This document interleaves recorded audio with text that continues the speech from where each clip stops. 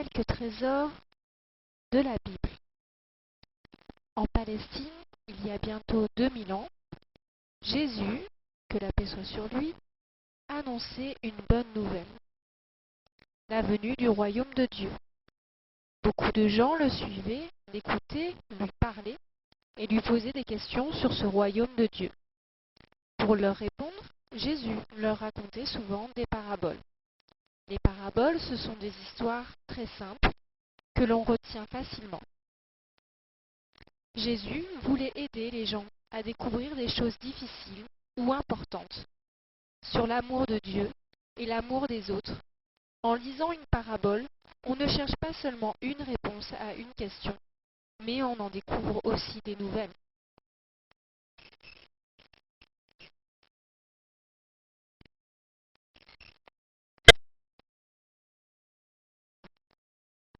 Est-ce que je suis important pour Dieu? La parabole du berger recherchant son mouton. Nous sommes si nombreux sur la terre, et c'est difficile de croire que chacun compte pour Dieu. Pourtant, Jésus racontait une histoire comme celle-ci. Le grand berger, ce soir, regarde avec joie tous les moutons de son troupeau qui se dressent autour de lui. Et tout à coup, le grand berger s'inquiète. 82, 83, 84, 87, 98, 99, mais il en manque un. Vite, vite, serviteur, il manque un petit mouton noir. Ce mouton-là n'en fait qu'à sa tête. Tant pis pour lui, tu en as encore 99. Pour moi, le petit mouton noir compte beaucoup. Pars, dépêche-toi, le vent est froid, très froid. Il doit avoir peur tout seul, dehors, si loin de nous. Mais le serviteur grogne. Pourquoi se fatiguer à le chercher? Le grand berger répond. Tu te trompes, cours vite le chercher. Mais le serviteur n'est pas décidé. Tu as les 99 autres. Le grand berger répond. Je ne peux pas être heureux tant qu'il n'est pas revenu au bercail. J'irai le chercher moi-même. Et dans la nuit, dure et froide, il cherche longtemps, longtemps, et il finit par retrouver le petit mouton noir qui court vers lui. Enfin, te voilà. Et tandis que les autres moutons se pressent autour de lui, le grand berger sourit, parce que le petit mouton noir est aussi important pour lui que tous les autres. Alors chaque fois que tu te demandes « Est-ce que je suis important pour Dieu ?», pense à cette histoire. Voici comment l'Évangile selon Luc raconte la parabole du berger recherchant son mouton, au chapitre 15 du verset 4 au verset 6. Si l'un de vous a 100 brebis et en perd une, ne laisse-t-il pas les 99 autres dans le désert pour aller chercher celle qui est perdue, jusqu'à ce qu'il la retrouve? Quand il l'a retrouvée, tout joyeux, il la prend sur ses épaules et de retour chez lui, il réunit ses amis et ses voisins et il leur dit « Réjouissez-vous, réjouissez-vous avec moi car j'ai trouvé ma brebis, celle qui était perdue. »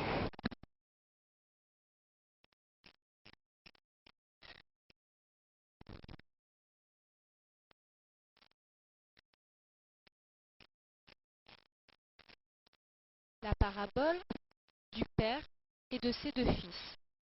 Dans l'Évangile selon Luc, au chapitre 15, du verset 11 au verset 32. Un homme avait deux fils. Le plus jeune dit à son père, « Père, donne-moi la part d'héritage qui me revient. » Et le père fit le partage de ses biens.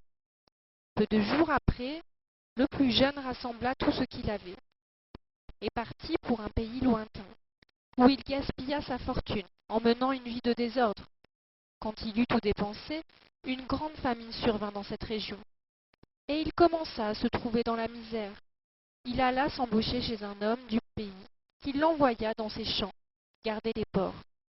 Il aurait bien voulu se remplir le ventre avec les gousses que mangeaient les porcs, mais personne ne lui donnait rien.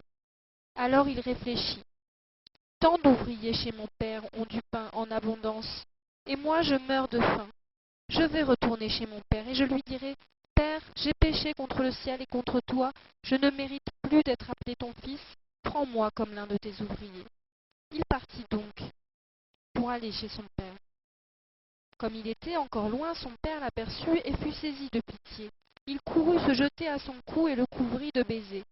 Le fils lui dit, Père, j'ai péché contre le ciel et contre toi, je ne mérite plus d'être appelé ton fils. » Mais le père dit à ses domestiques, « Vite, apportez le plus beau vêtement pour l'habiller.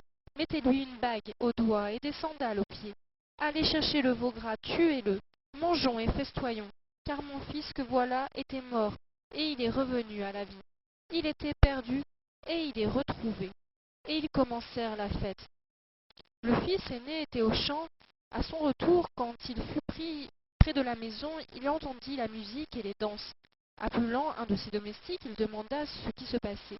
Celui-ci répondit, « C'est ton frère qui est de retour, et ton père a tué le veau gras parce qu'il a vu revenir son fils en bonne santé. » Alors le fils aîné se mit en colère et il refusait d'entrer.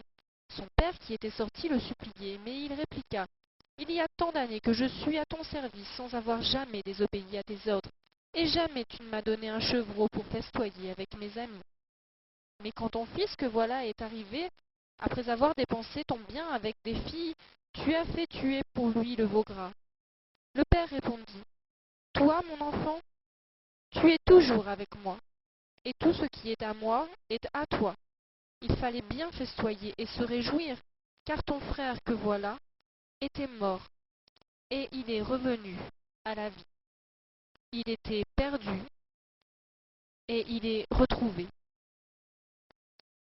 Cette parabole, en réponse à la question, est-ce juste d'aimer autant celui qui fait des bêtises? Souvent, on trouve injuste que celui qui a fait des bêtises soit pardonné et aimé autant que celui qui n'a rien fait.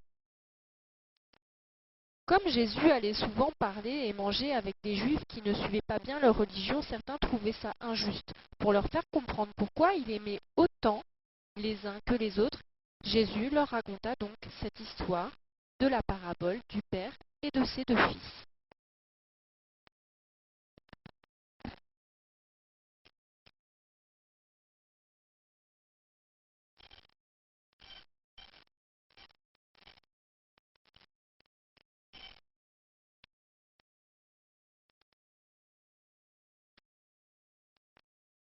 Dieu est-il présent parmi les hommes? La parabole des graines enfouies. Si tu te demandes comment Dieu est présent parmi les hommes, lis cette parabole sur le royaume de Dieu que Jésus a racontée.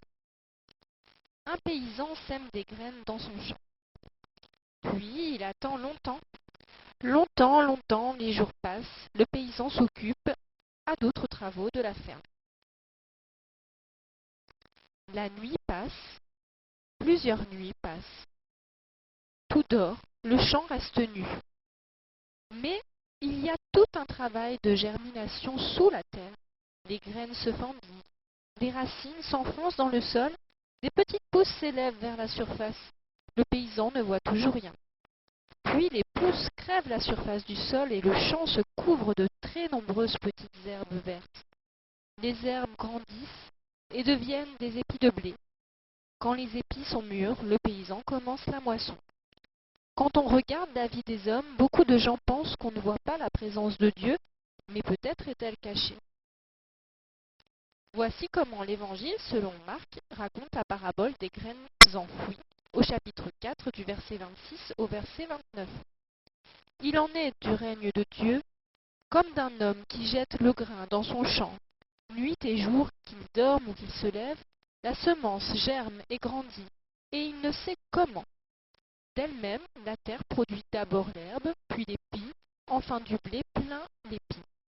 Et dès que le grain le permet, on y met la faucille, car c'est le temps de la moisson.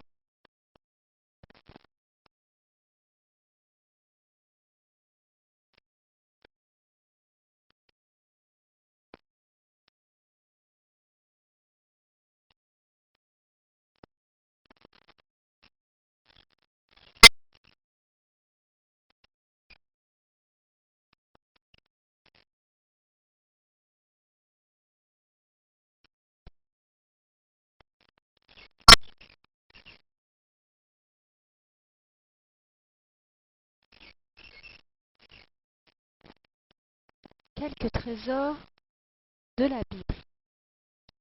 En Palestine, il y a bientôt 2000 ans, Jésus, que la paix soit sur lui, annonçait une bonne nouvelle. la venue du royaume de Dieu. Beaucoup de gens le suivaient, l'écoutaient, lui parlaient et lui posaient des questions sur ce royaume de Dieu. Pour leur répondre, Jésus leur racontait souvent des paraboles. Les paraboles, ce sont des histoires très simples que l'on retient facilement. Jésus voulait aider les gens à découvrir des choses difficiles ou importantes sur l'amour de Dieu et l'amour des autres.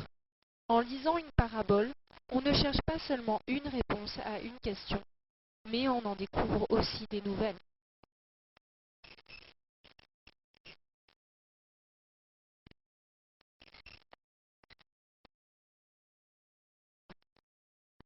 Est-ce que je suis important pour Dieu?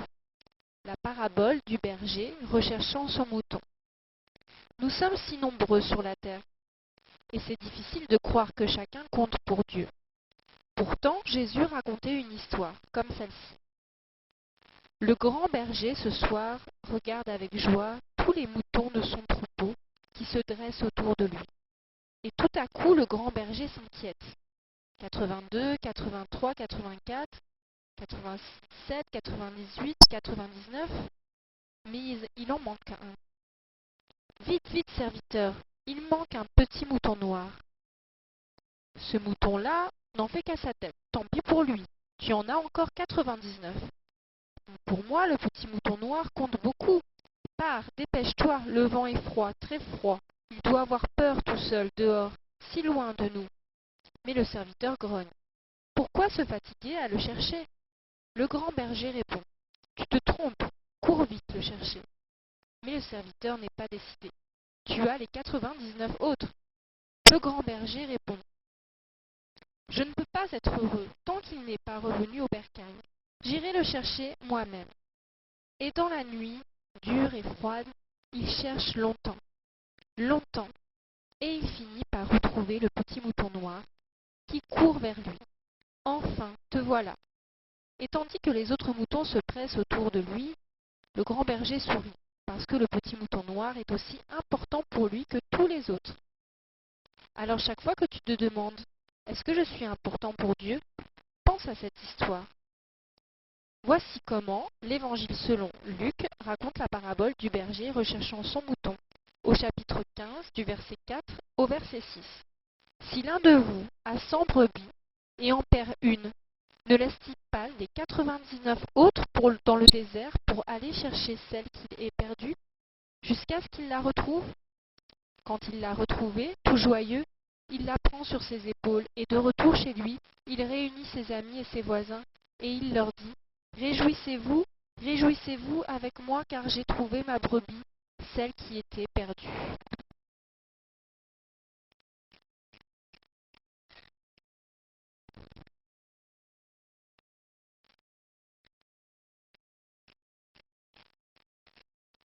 La parabole du père et de ses deux fils.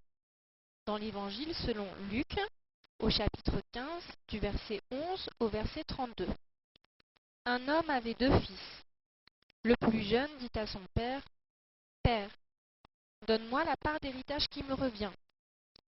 Et le père fit le partage de ses biens. Peu de jours après, le plus jeune rassembla tout ce qu'il avait et partit pour un pays lointain, où il gaspilla sa fortune en menant une vie de désordre. Quand il eut tout dépensé, une grande famine survint dans cette région, et il commença à se trouver dans la misère. Il alla s'embaucher chez un homme du pays, qui l'envoya dans ses champs, garder les porcs. Il aurait bien voulu se remplir le ventre avec les gousses que mangeaient les porcs, mais personne ne lui donnait rien. Alors il réfléchit. Tant d'ouvriers chez mon père ont du pain en abondance, et moi je meurs de faim. Je vais retourner chez mon père, et je lui dirai, Père, j'ai péché contre le ciel et contre toi, je ne mérite plus d'être appelé ton fils, prends-moi comme l'un de tes ouvriers. Il partit donc pour aller chez son père. Comme il était encore loin, son père l'aperçut et fut saisi de pitié. Il courut se jeter à son cou et le couvrit de baisers. Le fils lui dit, Père, j'ai péché contre le ciel et contre toi, je ne mérite plus d'être appelé ton fils. Mais le père dit à ses domestiques, Vite, apportez le plus beau vêtement pour l'habiller. Mettez-lui une bague au doigt et des sandales aux pieds. Allez chercher le veau gras, tuez-le, mangeons et festoyons, car mon fils que voilà était mort, et il est revenu à la vie. Il était perdu, et il est retrouvé. Et ils commencèrent la fête. Le fils aîné était au champ. À son retour, quand il fut pris près de la maison, il entendit la musique et les danses.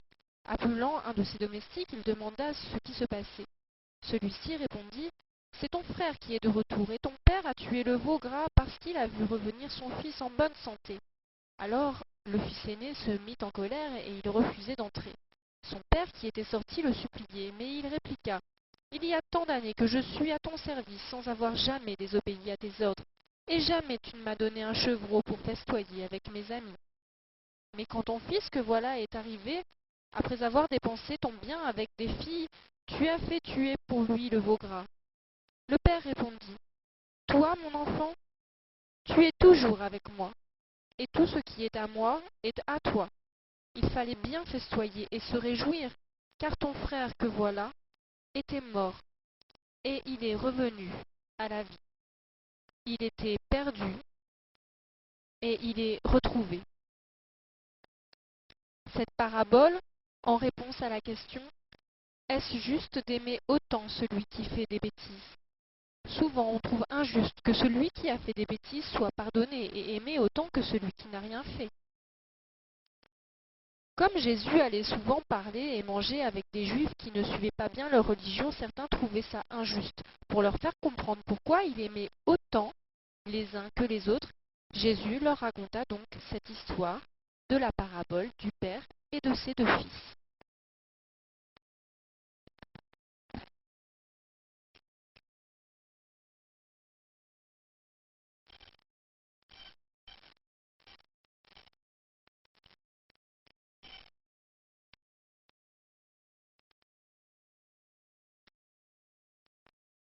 Dieu est-il présent parmi les hommes? La parabole des graines enfouies. Si tu te demandes comment Dieu est présent parmi les hommes, lis cette parabole sur le royaume de Dieu que Jésus a racontée. Un paysan sème des graines dans son champ. Puis il attend longtemps. Longtemps, les jours passent, le paysan s'occupe à d'autres travaux de la ferme. La nuit passe, plusieurs nuits passent. Tout dort, le champ reste nu.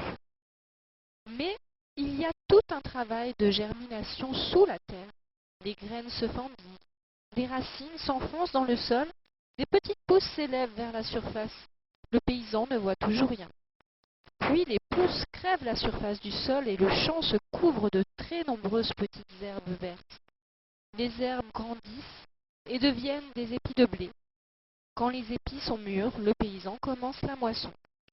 Quand on regarde la vie des hommes, beaucoup de gens pensent qu'on ne voit pas la présence de Dieu, mais peut-être est-elle cachée. Voici comment l'Évangile, selon Marc, raconte la parabole des graines enfouies, au chapitre 4 du verset 26 au verset 29. Il en est du règne de Dieu comme d'un homme qui jette le grain dans son champ. Nuit et jour, qu'il dorme ou qu'il se lève, la semence germe et grandit, et il ne sait comment. D'elle-même, la terre produit d'abord l'herbe, puis l'épi, enfin du blé plein l'épi. Et dès que le grain le permet, on y met la faucille, car c'est le temps de la moisson.